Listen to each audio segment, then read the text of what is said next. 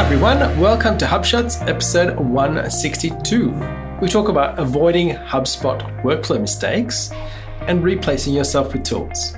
You're listening to Asia Pacific's #1 HubSpot focused podcast, where we discuss HubSpot tips, tricks, and features for growing your sales and marketing results. My name is Ian Jacob from Search and Be Found, and with me is Craig Bailey from XEN Systems. How are you, Craig? Yeah, really good and feeling replaceable. That's right. We are the replaceables. That's right. In our strive for efficiency, it's all about getting tools and processes in place so that we can provide more value. And we're going to chat a little bit about that first in the inbound thought of the week, but also later in our insight of the week. That's right. So, Craig, in our inbound thought of the week, and this is something I stumbled upon today, is a new report in HubSpot, and it's analyzing data to highlight trends within HubSpot. So what it's doing is using artificial intelligence, from what I can see, and it's showing you things like sessions from email increased by 130% over the last week. New contacts from email increased by 100%. I mean, the screenshot we've got and the one I had in my portal had everything going up. I wonder what happens when things start to go down. I was wondering that as well. Yeah, trends. We only show you the good trends, so it seems like everything's working. Yeah, but that's right. It's really about analysing, and it's probably on the size of the data set that it can analyse as well, and also frequency, all those kind of things, especially when it's talking about email marketing and that kind of stuff. But yeah, it's really interesting to see these becoming part of the actual report stack. Yes. And by the way, just a reminder people, when we say a report in HubSpot, we're talking about one of those little widgets that appears on your dashboard. Oh, by the way, you can drill into a bunch of the reports. Yes, you now. can. Not this particular one, but a bunch of reports, especially trend lines and things, you can drill into them. That's right. And I think what's highlighted, that there are multiple things, and I've highlighted there is actually a page on HubSpot that talks about artificial intelligence at work in HubSpot. And over the course of the years, we know HubSpot have actually purchased products or businesses that specialize in artificial intelligence and then have now integrated that into HubSpot. And we're starting to surface a lot of that through for example, the SEO tool within HubSpot is one of them, where it actually uses it. Yeah, that's right. And look, it's kind of pretty commonplace now. People are building tools right, left and center for all this kind of insight and analysis. And as we have, well, it goes back to the data sets, doesn't it? As we have more and more data to analyze, we can actually make quite useful and insightful predictive analysis. That's right. And I think there's another one that I've actually tried out, and it's a content intelligence platform, which actually hooks into HubSpot, called Atomic Reach. I've heard of these guys, actually. Yes. I noticed when you sent it to me earlier, I was like, oh, I've got a login. Oh, correct. Oh, it's expired. I must have tried it a long time ago because I love trying out tools. You know, folks, if there's any tools you'd like us to try, just send us a login. If you're a vendor, you've got a tool that you'd like us to try out and maybe mention on the show, send us a login and we'll take a look. Always keen to check these things out. That's right. So we encourage you to actually have a look at it because it can make a difference.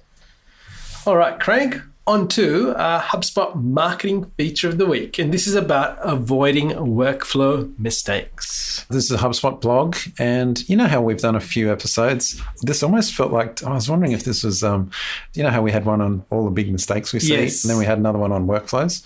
This was kind of great combination of those two ideas. I'm not saying they took the idea from us or all, but it just kind of flagged in my mind, oh yeah, this is a really good post. Why didn't we do an episode called Avoiding workflow mistakes? Anyway, it's a really good post. They go through a few things, 5 key ones actually. The one that I wanted to highlight is a bit of a gotcha. I hadn't really thought of this, but they're talking about using delays in workflows, especially at the start of a workflow, which I actually kind of do by default anyway. You do. Yeah. But it turns out there's a good reason for doing that. And that's because often a contact, say they fill out a form submit, it can be just a couple of seconds before some of those fields are updated on a contact. And so the author of the post was saying, let's say you had a workflow triggered by a form submit that then works on the contact. There might be fields on that contact that aren't updated until after they've already been into the workflow. Okay. So the point is, if you've got entry criteria that are dependent on a few things, not only the form but also contact properties, they may or may not actually fire correctly. So it was one of those things where put a delay at the study workflow. If someone gets into the workflow and maybe they shouldn't have, well, you've probably got a goal or some exit criteria to get them out. But just this idea, what's if you had branching that relied on some of those criteria, maybe something that they'd entered in the form, unless you'd had a delay, it might not have picked those up correctly. So they call that a workflow mistake to avoid. I call that a deficiency in HubSpot because there's a delay before. HubSpot should take care of that for you, surely. Yes. However, the point remains, just be smart about that, and it's pretty simple to put a minute's delay at the start of every workflow, just for good measure.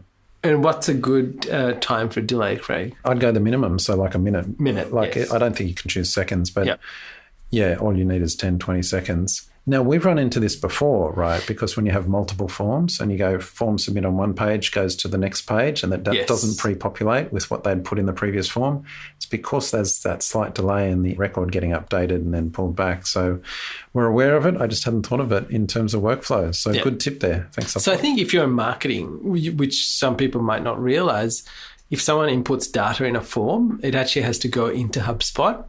And then if you're trying to collect it on the second page to display it again or to pre-fill it, it actually needs to come back. So it's doing this two-way journey. It's not just passing it from one page to the next. Just so be aware of that. All right, Craig, HubSpot sales feature of the week. This is one we have been talking about as we look more into deal stages. And this is a report that's available where it talks about the time in deal stage. I know for a fact people look at this and they're trying to understand where the parts of their sales flow is stalling, or are particular things happening at stages and it's taking too long. And so we've been looking at this across multiple clients to understand which stage is actually taking too long. And you'll probably see from a screenshot in my example, which stages are being totally missed altogether and nothing's actually going in there, or they're basically skipping that stage in the sales process. So that might be an indication as to understanding why it's needed or why it's not needed.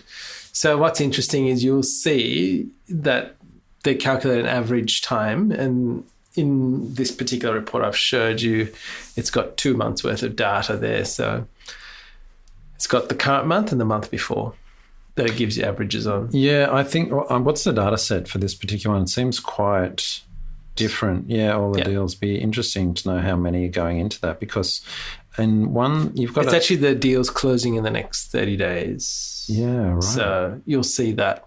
And I've got obviously a date range of 30 days. So you can play around with this and massage it however you see fit. Yeah, but it's exactly right. Not in that second stage in the sales pipeline, no one in there. They're just skipping over. So good indication that you might not need it. That's right. Or you might end up finding that there are things that sit in a deal stage that never end up moving because maybe a deal actually is stalled for some reason and no one's actually moved it on or...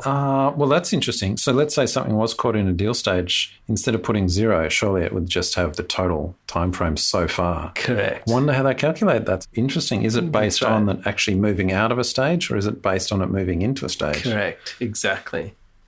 So there you go. But I think it's overall a really useful report if you're not using it to actually find out where in your sales process things are getting stuck. I'd encourage you just to, at minimum, add it to your dashboard. Absolutely right. This wasn't in the earlier versions of HubSpot. And I remember clients saying, we need time in deal stage, time in deals. How do you? And they were doing all this ridiculous exporting out to spreadsheets to calculate it. So it's great that it's in there.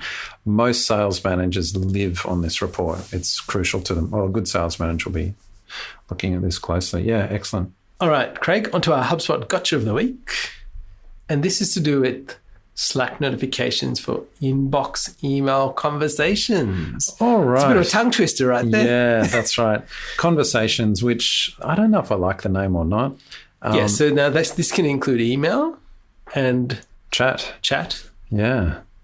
And possibly Facebook chat as well, although I haven't. Which will come. I haven't actually implemented that.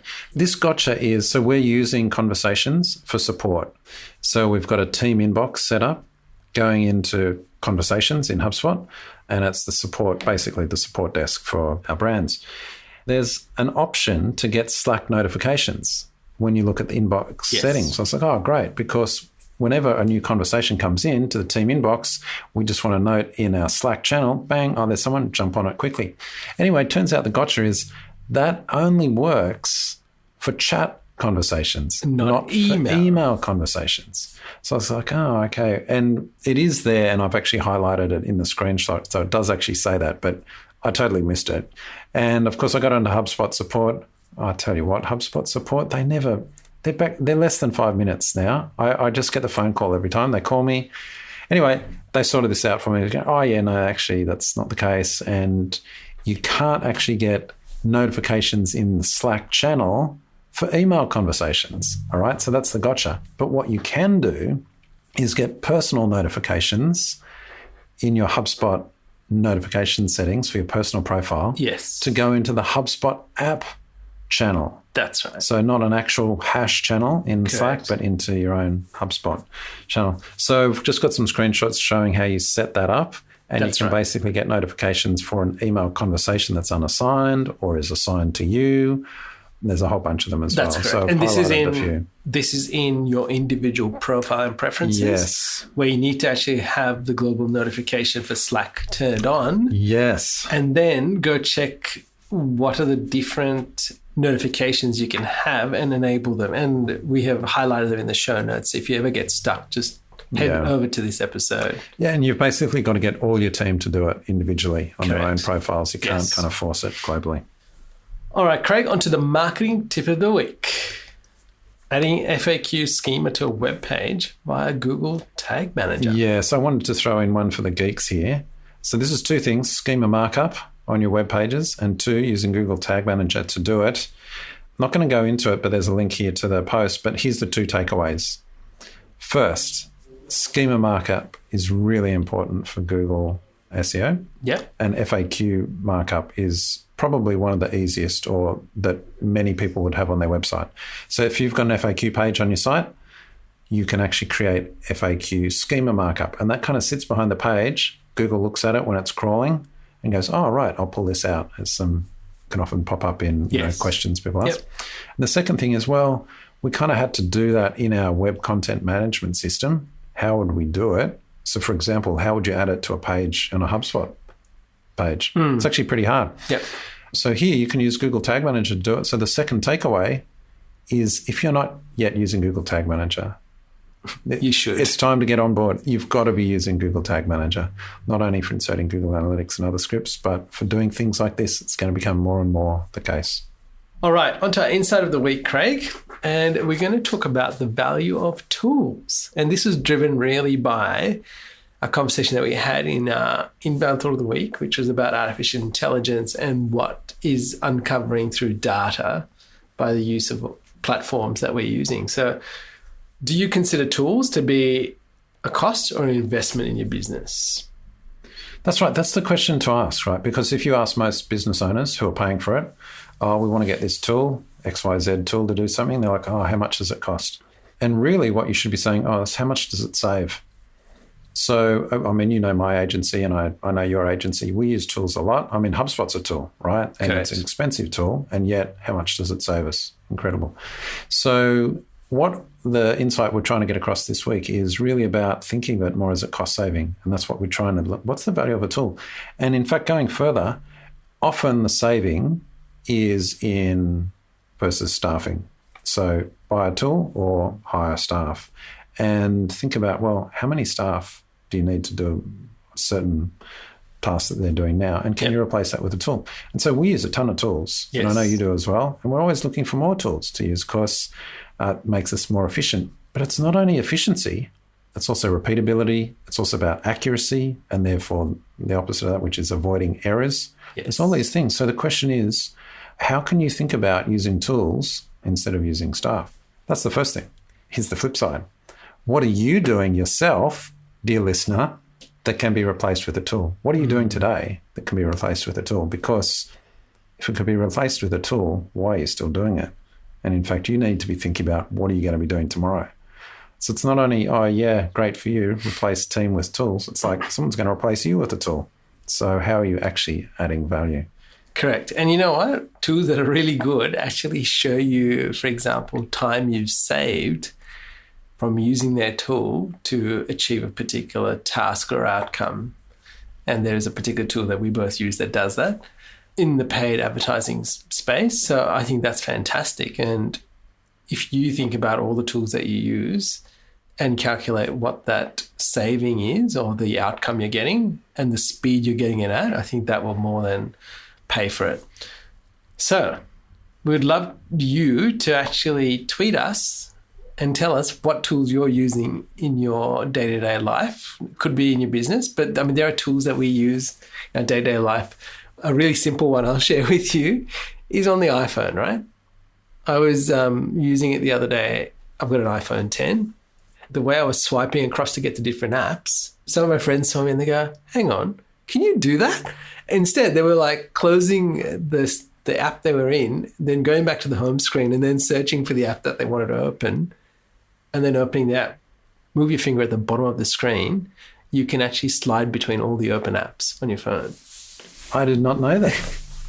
Can I do it on my iPhone SE? There is a similar thing on an iPhone SE. Okay, cool. So that's one. Another one that... But hang on. That's not, you're not exactly replacing staff members with that. That's a hack. I don't know if that's a tool.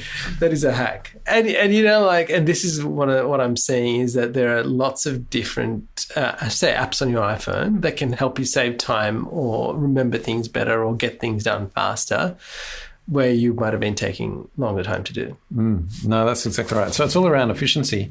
Look, some of the tools, so what tools do you use in your agency or even with your clients in terms of marketing that actually are saving? You mentioned one before, which was Optimizer, I think you're referring to. Yes, correct. Atomic Reach is another one that I've been testing out.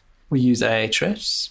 Yep. SEMrush. That's or right. Or is it SEMrush? Let's have a debate about that. Yeah, things like that. Sanity Check is one we use. It analyzes Google Search Console and just pulls out striking distance keywords, saves. We used to spend hours doing that kind of analysis for clients. Now it just does it in a second. It's all these different tools. AccuRanker, Databox. Yeah, reporting. Just getting dashboards ready. I mean, you might think, reporting's not really that groundbreaking tool. Well, when it's beautiful to use, automated updates automatically and can be just shared with the client, that's saving tons of hours and giving them real-time insight. So, yeah, bunch of tools. Yeah, there's another one, Zapier. And we both use it for different things. So you do use it to push data from one system into HubSpot. Zapier is our and Tara, one of our team, she just loves Zapier now. The things she is doing with Zapier. Yes. It's incredible.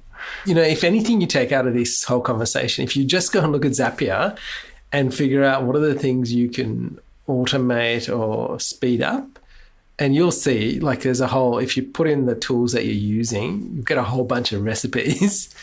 I'd encourage you just to go and do that. Well, and let's just finish with pulling this back to HubSpot. Yes. And in fact, workflows. As we've said in many episodes, just setting up well thought out workflows alone can save you hours and hours. The price of admission alone for HubSpot. Absolutely.